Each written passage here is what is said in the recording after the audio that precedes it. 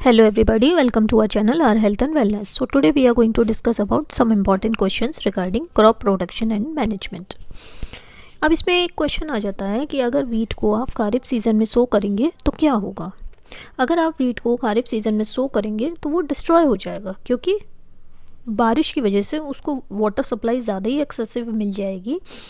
जबकि होता क्या है कि वीट को लिमिटेड अमाउंट ऑफ वाटर ही चाहिए होता है ग्रो करने के लिए। नेक्स्ट क्वेश्चन आता है, वीड्स क्या होते हैं और उनको हम कंट्रोल क्यों कर सकते हैं, कैसे कर सकते हैं। तो वीड्स आपके अनवांटेड प्लांट्स होते हैं जो क्रॉप के साथ नेचुरली ग्रो कर जाते हैं। उनको आप कुछ मेथड से कंट्रोल कर सकते हैं। पहले आ जाता है मैनुअल मेथड, जिसमें आप फिजिकली वीड्स को रिमूवल करते हैं, अपरूट करके या उनको कट करके। नेक्स्ट आ जाता है बायोलॉजिकल मेथड, क्रॉप्स के साथ कुछ ऐसे क्रॉप्स को ग्रो करते हैं जो वीड्स की ग्रोथ को अलाउ नहीं करते, जैसे अनियन, गार्लिक, मस्टर्ड। इसको हम बायोलॉजिकल मेथड कहते हैं।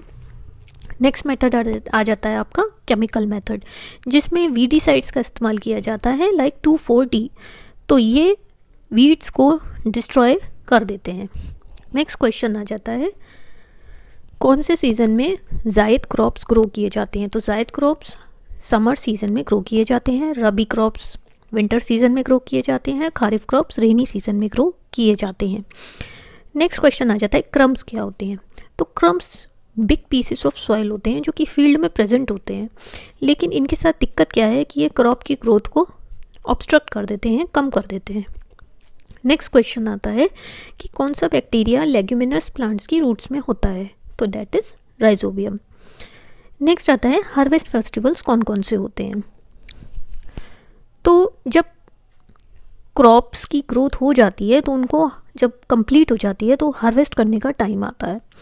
तो जब बिल्कुल फसलें बिल्कुल कंप्लीट हो जाती हैं, लहलहाती हैं, तो जो फार्मर होता है उससे बड़ा अच्छा लगता है, खुश हो जाता है, उसे एक वेल बीइंग का सेंस महसूस होता है। तो फार्मर्स उसको सेलिब्रेट करते हैं और बहुत अच्छे से एंथुसियाज्म से सेलिब्रेट करते हैं। तो इस पीरियड ऑफ जॉय को हम हार्वेस्ट फेस्टिवल कहते हैं।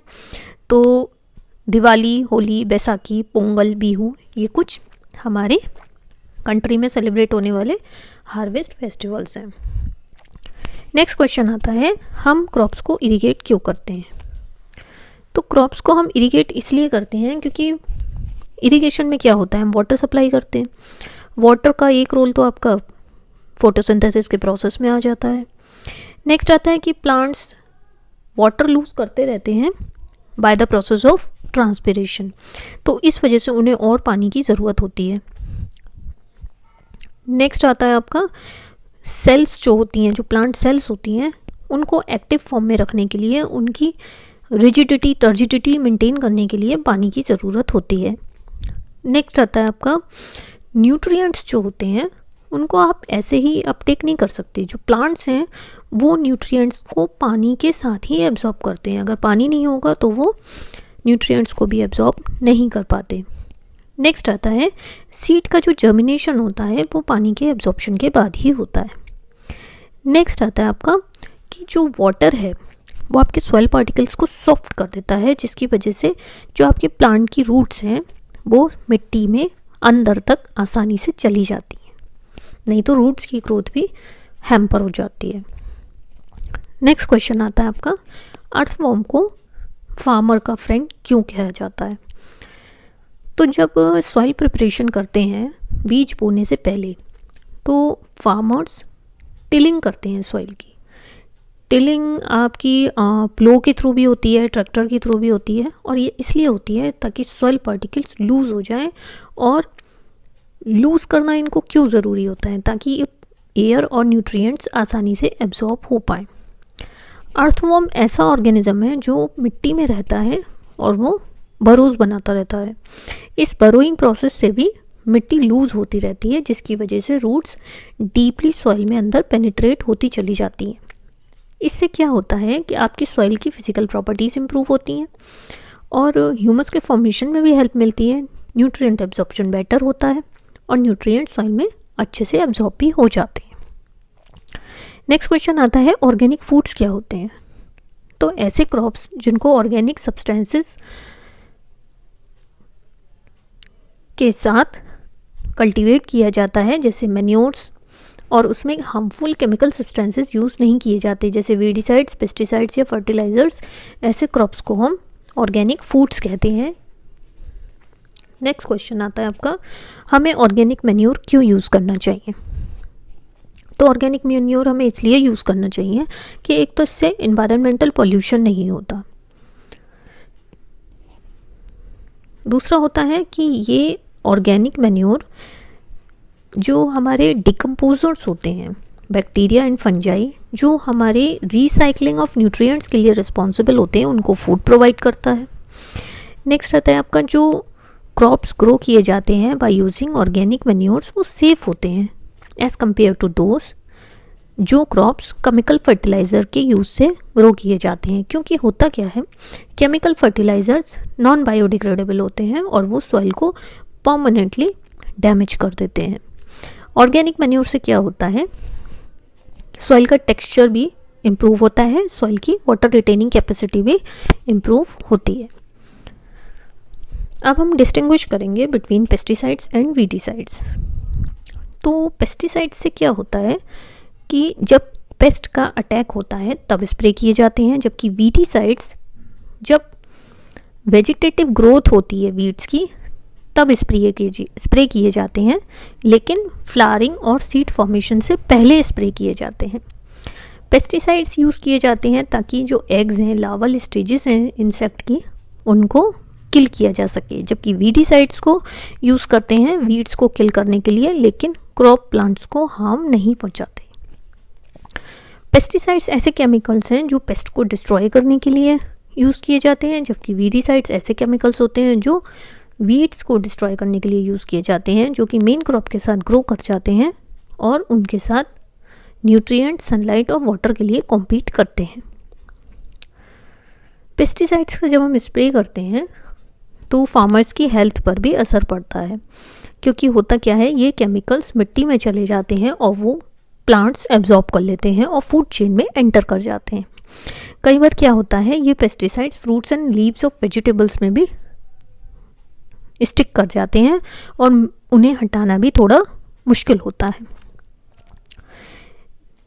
जबकि वीडिसाइड्स जो होते हैं वो वीड्स के लिए भी हार्मफुल होते हैं, कई बार ह्यूमन बीइंग्स के लिए भी हार्मफुल हो सकते हैं। नेक्स्ट क्वेश्चन आता है कि एक फार्मर वीट क्रॉप हर साल ग्रो करता है, फिर धीरे धीरे वो नोटिस करता है कि उसकी जो यील्ड है, जो उसको क्रॉप मिलता है, वो साल दर साल कम होता जा रहा है। तो ऐसा क्यों होता है? क्योंकि एक ही तरह का क्रॉप ग्रो करने से जो कुछ न्यूट्रिएंट्स की डेफिशिएंसी हो जाती है मिट्टी में और इससे क्रॉप की यील्ड कम हो जाती है। नेक्स्ट क्वेश्चन आ जाता है आपका, क्या ऐसे तरीके हैं जिससे सॉइल को आप इम्प्रूव कर सकते हैं? तो एक मेथड होता है आपका फील्ड फैलो। इसमें क्या होता है, ये जो आपकी एग्रीकल्चरल लैंड है उसको कुछ सीज़न तक हम 1 या 2 सीज़न तक कल्टीवेट नहीं करते हैं। डेड एनिमल्स और प्लांट्स उसमें उस लैंड में एक्यूमुलेट हो जाते हैं और डिकम्पोजर्स उसको डिकम्पोज करते हैं, जिससे ह्यूमस क्वांटिटी बढ़ जाती है, ह्यूमस की कंटेंट बढ़ जाती है, सॉइल की क्वालिटी अच्छी हो जाती है, वाटर रिटेनिंग कैपेसिटी अच्छी हो जाती है। नेक्स्ट आता है आपका क्रॉप रोटेशन।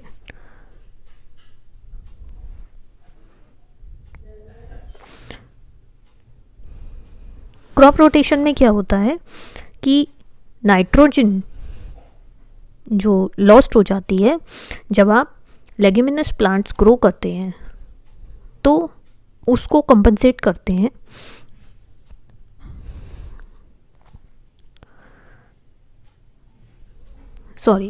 क्रॉप रोटेशन में क्या होता है, जो हम सीरियल क्रॉप्स ग्रो करते हैं तो उसके बीच में हम लेग्यूमिनस क्रॉप भी ग्रो कर लेते हैं।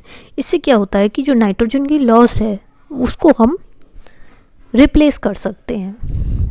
नेक्स्ट आता है आपका मैन्योर्स। तो जो वेस्ट होते हैं एनिमल्स और प्लांट्स की, उसको हम मैन्योर की तरह इस्तेमाल कर सकते हैं ताकि जो न्यूट्रिएंट डेफिशिट सॉइल है उसको हम रिप्लेनिश कर सकें। कई बार क्या होता है, जो फार्मर्स हैं वो एनिमल डंग और क्रॉप के वेस्ट ओपन प्लेसेस में डाल देते हैं और उसको वो बैक्टीरिया और फंजाई उनको डिकम्पोज करते हैं। तो इस तरह से मैन्योर बन जाता है। तो जब मैन्योर रेडी होता है तो उसको मिट्टी में मिला दिया जाता है बीज बोने से पहले। इससे क्या होता है, एक तो आपके न्यूट्रिएंट्स बढ़ते हैं, दूसरा आपकी जो सॉइल की वाटर होल्डिंग कैपेसिटी है वो इम्प्रूव होती है। नेक्स्ट आता है आपका फर्टिलाइजर्स।